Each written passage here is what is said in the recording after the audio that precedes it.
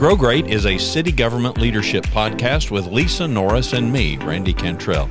Each week we share insights, experiences, and wisdom to help you and your leadership grow great. Our website is growgreat.com.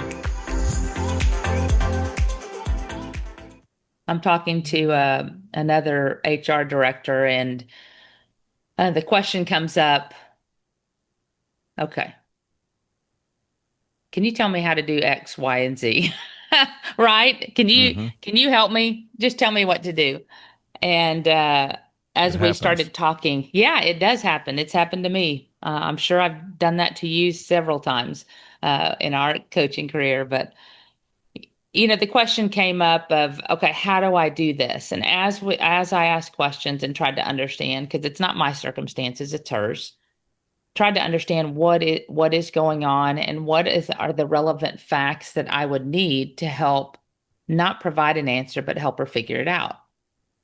And we start getting into it, and it comes up that there are a lot of factors. She's fairly new in role, fairly new at the city, has some challenges within her team of just trying to navigate change, right? New people, new direction, new roles, high turnover. There's just lots of things we've all faced. I've faced it in my 27 years more than once, right? There's these challenges that pop up. But as we started discussing it, it really came down to what I also learned much later in my career as I had to navigate when it's easy, it's easy. It's when it gets hard and you're trying to figure it out in that moment with that set of people and that set of circumstances, which all shift. I mean, you can hire one new person and I call it the mojo gets thrown off, right? You've inserted something new into what was working well, and a lot of things can happen. And to me, I found it can happen. It's harder sometimes the higher up you go when change happens, because the higher up you go, direction starts changing, strategy starts changing. You can have a culture shift. There's all kinds of things like that. This is a department head type role that's trying to manage a team.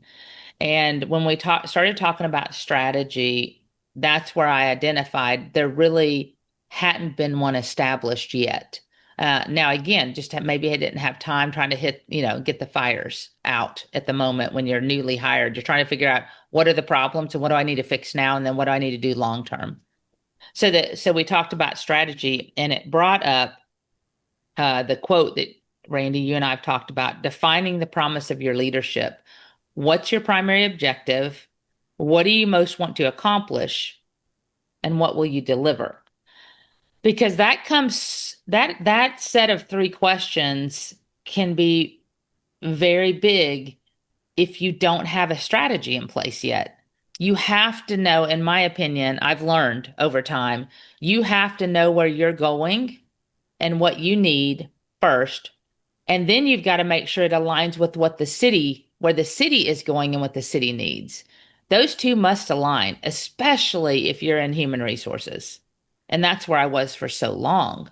I'm at the city manager's level now in the city manager's office and guide the team, but those same principles apply. Everything we do, we talk about, does it align with our council's objectives and goals? Because it's not just the goals of our city manager. We are to carry out the goals and the mission of our council. Ultimately, at the end of the day, we must align everything we do to that in our own world.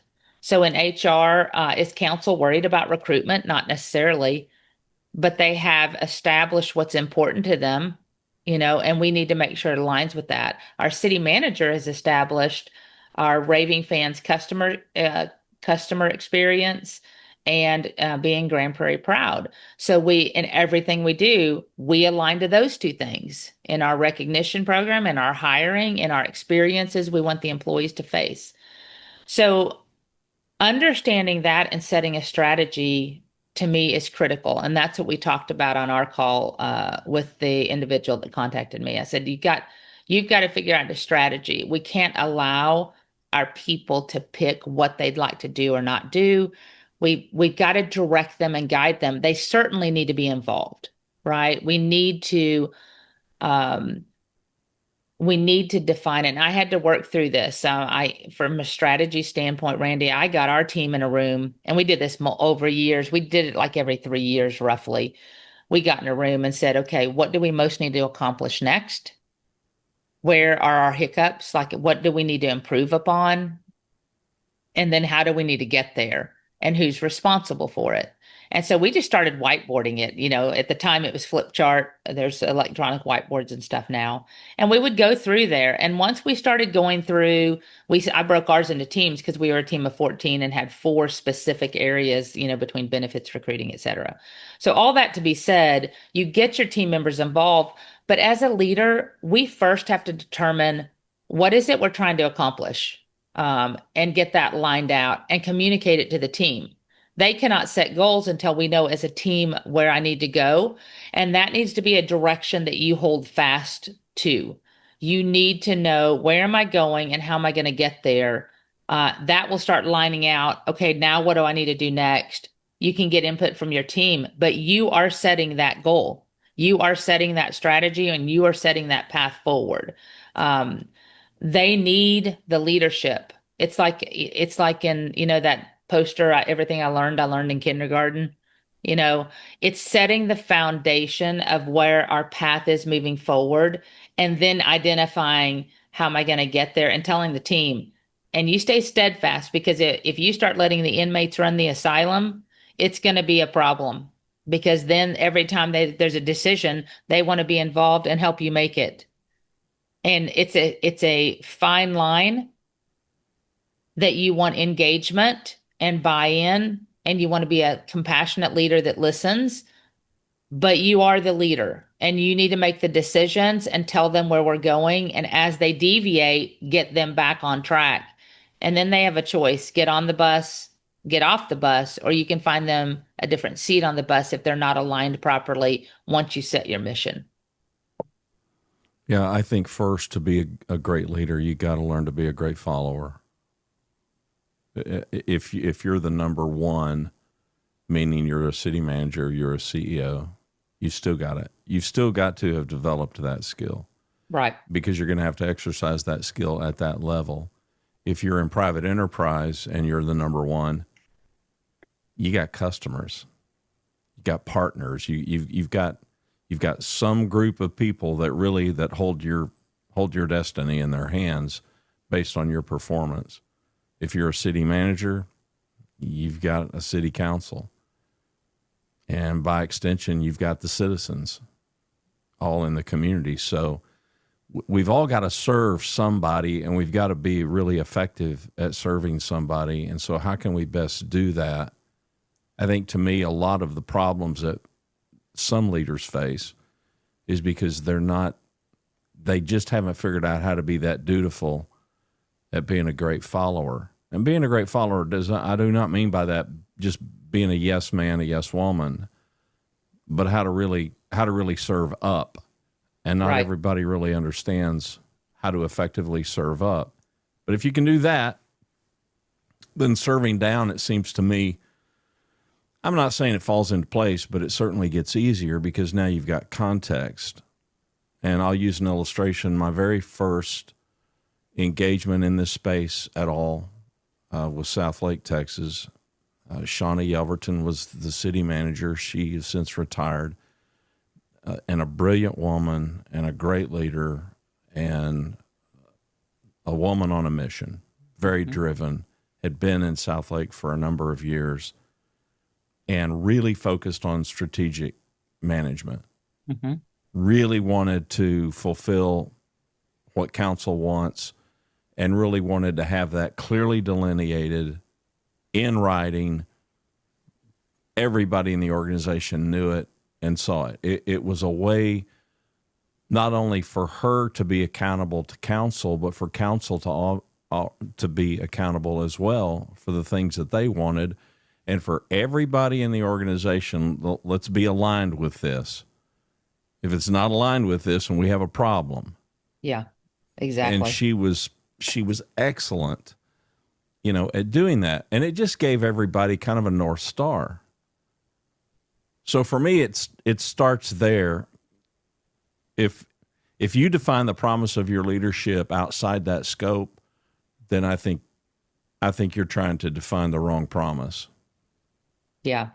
It's there's kind of two parts to it because like you said, once you define it, once you set the priorities and you align it, that step, I kind of call it the three-legged stool. You have to figure out what the strategies of your council are. You have to set the strategies for yourself, and then you have to have an action plan that puts it into play and carry that out. And you have to stick to that. That doesn't mean it isn't flexible and can shift as priorities and things change, but you have to know where you're going to get there. And once you set the strategy, one thing that was so valuable that I learned from you, it's the way you said it. Not that I didn't know how to do it, but I didn't do it as well as I could have or should have in that set of circumstances that I faced at the time. And that was the narrative, making sure the narrative up. Because we had a significant shift where pretty much all of our city manager's office turned over in a very short period of time for a variety of circumstances. So there was new people. I had worked with my former deputy city manager for 20 plus years. We knew each other inside and out. I could predict what she was going to ask for. The other city managers, we had Tom Hart. I'd worked for him for over 20 years. I knew he's a one page or less guy. Give him the overview, tell him what you're doing. You're empowered to move forward. And then we had my boss. She wanted a 5 or 10 year history. What have we done? What are other cities doing? What are you recommending? And does it align? Right. So I just knew there was a very strong cadence, as we call it. I knew what they needed. I knew when I was talking to any one of them how to approach them. Well, when that all shifts, everything changes because now you're all trying to figure it out. It wasn't bad. It was people that had been in the organization a long time, so there's not a problem there. There was knowledge. It wasn't bringing people in from the outside or things like that. But we did have to figure it out together as a team, and the directors had to understand under the new leadership what has shifted, where do we need to be flexible and adapt, and how do we need to realign. Well, one of the things you taught me is that narrative. And we started we started seeing this shift of, okay, what I thought I had communicated either wasn't heard or I didn't do it well because they're not understanding what I'm saying or the direction I'm going, or they just assumed a different direction, right? They assumed they knew. And you had said, you be sure you probably would need to say it in your words. I always screw it up, but the story, if you don't define it, they will, and it will not be good, essentially. And so it was learning because I said, I don't want to brag. I don't want to, I don't want to just keep, and you said, you don't have to, it's not about bragging. Like when we did something well or something was going well, I just had to understand of how do you tell them when they're so busy and keep them informed. Over time for me, not for all the listeners, for me, that meant what do they want? I started asking questions. When I come to you with my weekly, here's what I've been bringing. Is that what you want? What would you like to hear about? And in my case, they're like, no, I love what you're bringing, but like you're bringing all the right things. We just don't have that much time. So let's just narrow it down. And so I started learning, and as you're navigating that with new stuff, I was like, you know what? I'm not telling anything about the initiatives and stuff that we're working on that align. So I started bringing here's the things that were important to you first. Like if my boss was asking for something, I said, here's the things you asked from me and where they're at. Here's the things we're doing independently that we've started. Just want to make sure they align. You understand it in case you get questions, and make sure there's not a higher priority somewhere else. And here's what the other departments are asking us to do that we're doing in the background. Just that you probably would never know about, but I want you to know it's happening from a partner. Because here's our 3 goals. And I started telling them our goals are partnerships with the departments, ensuring we align with the city's new mission, culture, vision, and how we're incorporating that into our processes to live it out for the entire city population, from creating training to new hire orientation and in embracing all of that. Well, I hadn't been doing that before. We were just doing it. And then they'd say, hey, can you be sure you're giving out this at new employee orientation? I'm like, yeah, we've been doing that for about 8 years. And they're like, oh, you are? So I was like, okay, I'm not telling the story well, right? It's just understanding what they need and how to tell your story so they know you're on top of it and have a plan.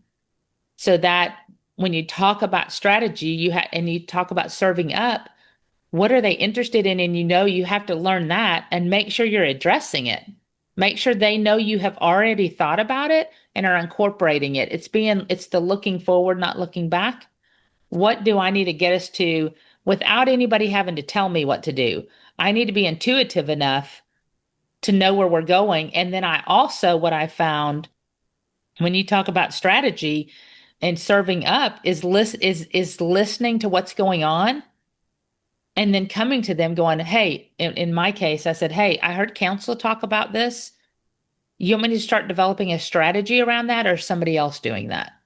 Do you want me to help coordinate with even if it wasn't in my area of expertise? Sometimes they're like, yeah, can you coordinate with transportation and so and just see where we're going with it and see, if they need any help on people, on staffing, on resources, so it kind of had to do, but I'm a good collaborator and project leader. And they knew I was looking for things outside of just HR because I wanted a role like this. And I needed to get more exposure than just HR. Once they understood that and I started talking about that, they started branching out. Had I not told them, we would have kept rolling with me just being in HR. So there is something to strategy, talking about it, letting them know without being forceful or having a strong arm. It's just collaborative and just letting them know. Well, it's one leg of the way we define leadership as a focus on others. It's now I'm focusing on my boss and I'm focusing on my bosses and I'm focusing on what's important to them because that's how you begin that story.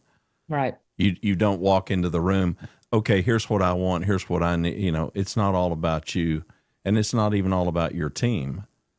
Because if you're going to effectively serve up, and the only reason that I bring that up isn't to derail this conversation, but if you're going to define the promise of your leadership and the promise of your leadership doesn't have point number one, aside from these questions, what's your primary objective? Your primary objective is to make your boss look good. That's right. Your primary objective is to have your boss's back. Your primary objective is to mitigate in HR, a big part of it is to mitigate any risks to the city unnecessarily. There's always risk, but to mitigate the risk, especially to the city manager and CMO. Mm-hmm. And if those are not your objectives, you're missing the boat, because if you can get that right, I have found it's far easier to get the other stuff right. Right. Because it does trickle down up to and including the conversation that you began with having collaboration and, maybe we let everybody kind of decide, okay, what job do y'all want to do? And we just acquiesce and we really don't kind of take charge. We really don't lead and we just leave it to them. I would propose that's a disservice to them. You're now just absolving yourself of the mantle of leadership for whatever reason, fear, cowardice. I don't know. I mean, it could be any number of things, but it won't work. That much is sure. It won't be effective. And so are we serving them or not? Yeah. And it's sometimes hard to see it in yourself. I know when you're in the middle of it, there are so many fires. And Randy, I faced this. We talked about, for listeners that might be newer to our show, in years past in some of our shows, we talked about, I had been doing it a long time.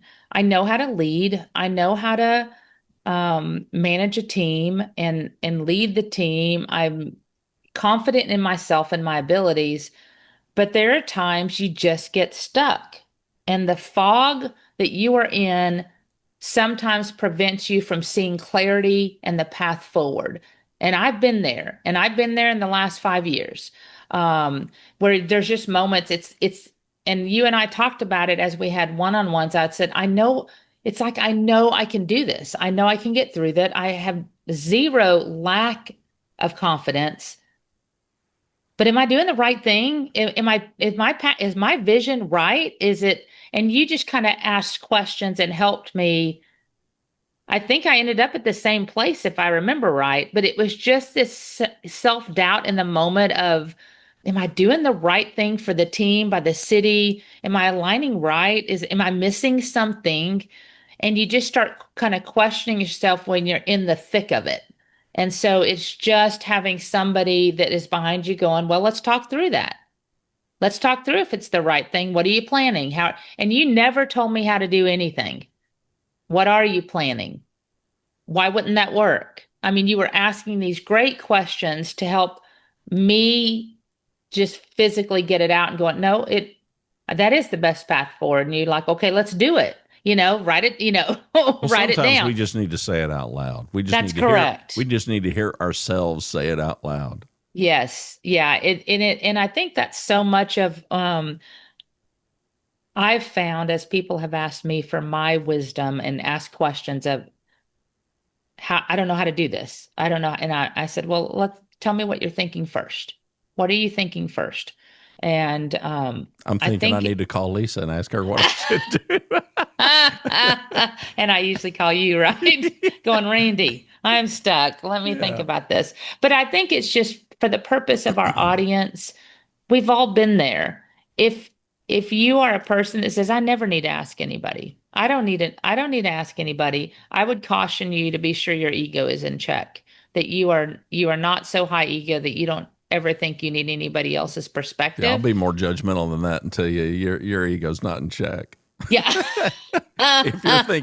if you're thinking that, then you need you need to go back to the very first leadership recipe ingredient of humility.